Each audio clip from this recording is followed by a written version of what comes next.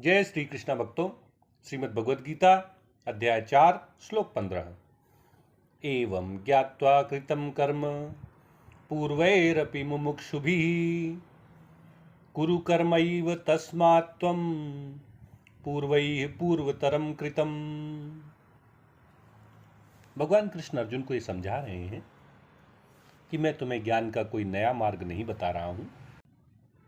मोक्ष की अभिलाषा रखने वाले बहुत से मुमुक्षु पहले भी इस ज्ञान से युक्त होकर अपने कर्मों को करते रहे हैं,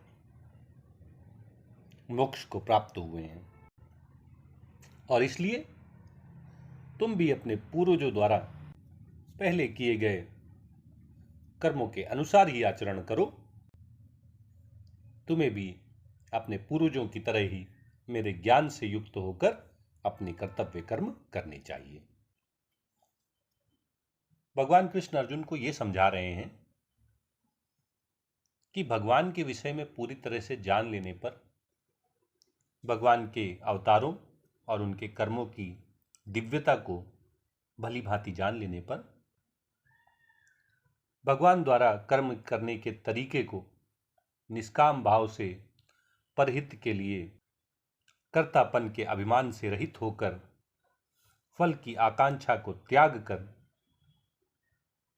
कर्म करने के जिस मार्ग पर भगवान चलते हैं, सभी मनुष्यों को उसका अनुसरण करना चाहिए। भगवान की तरह ही सबको ममता, आसक्ति और फल की इच्छा से रहित होकर अपने कर्तव्यों का पालन करना चाहिए। भगवान कह रहे हैं कि ऐसा नहीं है कि मैं तुम्हें जो अपनी दिव्य प्रकृति के बारे में बता रहा हूं, ये कोई नई बात है। ये पहली बार नहीं है कि कोई भगवान के विषय में इस दिव्य ज्ञान को प्राप्त कर रहा है।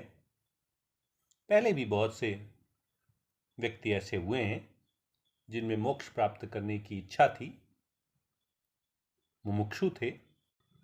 उन्होंने भी मेरे इस ज्ञान को ग्रहण किया था